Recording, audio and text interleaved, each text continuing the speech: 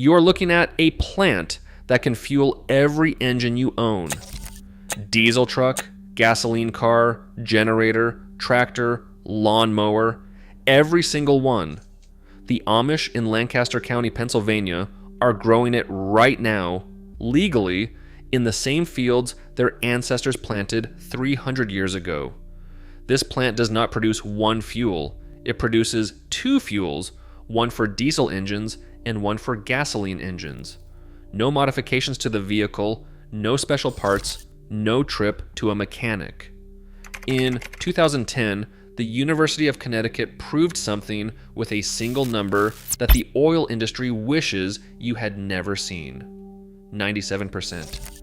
When you understand what that number means, you will know exactly why this plant was made illegal in 1937. The Amish who never forgot. East Hempfield Township, outside Lancaster. The name on the road sign is not a coincidence. It is a memory of what this land used to grow before 4 powerful men decided it had to stop.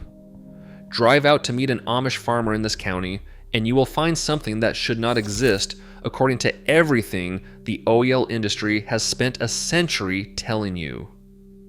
A glass jar on a barn shelf filled with something that looks like cooking oil.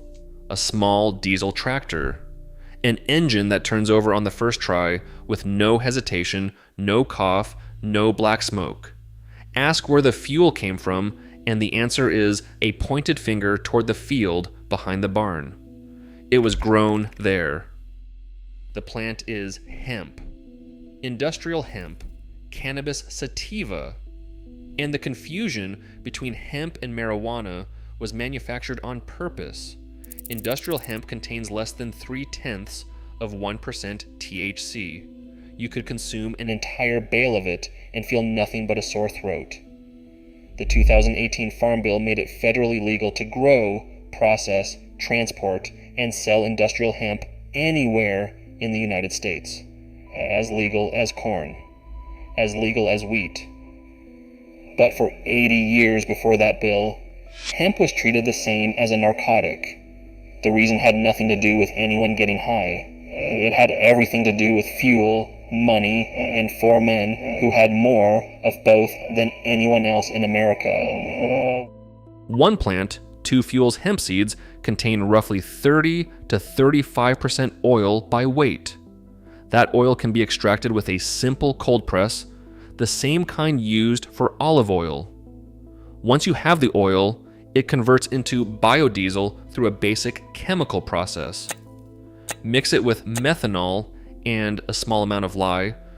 The mixture separates into 2 layers, and the top layer is raw biodiesel ready to pour into any diesel engine ever manufactured. Not a modified engine, any diesel engine, because the diesel engine was never designed to run on petroleum in the first place. Rudolf Diesel built his engine in the 1890s and publicly envisioned a world where any farmer could grow fuel in his own field. In 1900, he demonstrated his engine at the World's Exposition in Paris running on peanut oil. It ran so quietly that most people watching had no idea it was burning a vegetable oil. Then, in September 1913, Diesel boarded a ship crossing the English Channel and vanished. His cabin was empty the next morning. His coat was found folded beneath the railing at the stern. 10 days later, a body was recovered from the North Sea. The newspapers printed 2 kinds of headlines. Some said suicide, others said murdered by agents of the oil trusts. His wife opened a bag he had given her before the voyage and found their bank accounts were virtually empty. We may never know what happened on that ship. But within a decade of his disappearance, every diesel engine in the world was burning petroleum. The engine designed to free farmers had become the machine that chained them to an oil company. The second fuel comes from what is left after the seeds are pressed. The stalk of a hemp plant is rich in cellulose. That cellulose breaks down into simple sugars. Those sugars ferment, and the fermentation produces ethanol, the same alcohol already blended into the gasoline you buy at the pump today. One plant, two fuels, two types of engines, zero waste. Henry Ford understood this before almost anyone. His Model T was designed to run on gasoline, ethanol, or any combination of both. By the 1930s, Ford was hosting conferences in Michigan about a movement called farm commergy. The idea that farmers should grow the raw materials for industry instead of importing everything from petroleum. In August 1941, he unveiled a prototype car with body panels made partly from hemp, lighter than fiberglass, and strong enough that an axe swung at the trunk lid bounced back without leaving a dent. The car was designed to run on hemp ethanol. 4 years earlier, the door had already been closed. In 1937, the Marijuana Tax Act was signed into law. Notice the spelling, marijuana spelled with an H. That was deliberate. The word was Mexican slang, and Harry Anslinger, the first commissioner of the Federal Bureau of Narcotics, used it because most Americans had never heard it. If he had called it hemp, every farmer in the country would have recognized it. Behind Anslinger stood four men with financial reasons to want hemp gone. William Randolph Hearst owned newspaper chains and paper mills that hemp threatened directly. The DuPont family had just patented nylon and a new process for making paper from wood pulp, and hemp fiber competed with both. Andrew Mellon, the wealthiest man in America, had invested heavily in DuPont and was also Anslinger's father-in-law. And Standard Oil, the Rockefeller petroleum empire, had everything to lose if farmers could grow their own fuel.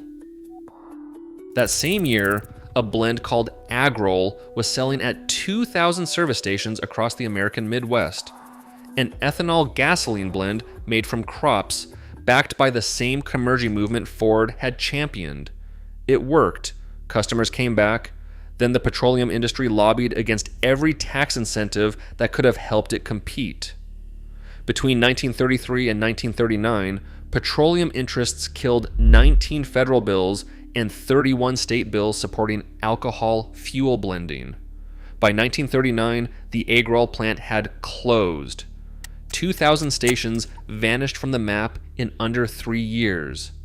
Same war, different weapons, same winners.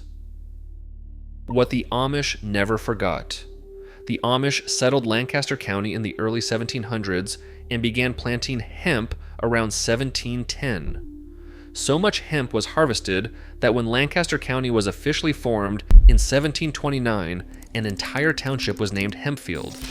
When the 1937 Act killed hemp across America, the Amish lost a crop their families had grown for over 2 centuries.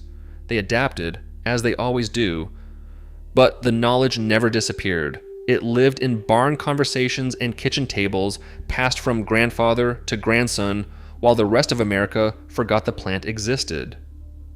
When the 2018 Farm Bill made hemp legal again, the Amish in Lancaster were ready before anyone else in the country. In February 1938, 5 months after the Marijuana Tax Act had already gone into effect, Popular Mechanics published an article with the headline, "New Billion-Dollar Crop." It described hemp as the standard fiber of the world and predicted it would create thousands of jobs and an entirely new agricultural economy. The editors did not know the law had already passed. By the time the article hit newsstands, it was illegal to grow the crop it celebrated. The future was announced at its own funeral. No one in the room knew it. Rudolph Diesel designed an engine for plant oil and disappeared from a ship. Henry Ford built a car from hemp and watched the law bury it. 2,000 stations sold plant-based fuel to Midwest drivers and were pushed into closure. And through 80 years of silence, the Amish kept growing. You were never supposed to know any of this. Not the 97%. Not the 2,000 stations. Not the magazine that arrived after the funeral. The Amish asked the right question 300 years ago, and they answered it with a seed. If this is the kind of knowledge that matters to you, subscribe and share it with someone who needs to hear it. Drop a comment below telling us what you would fuel first with 1 acre of hemp.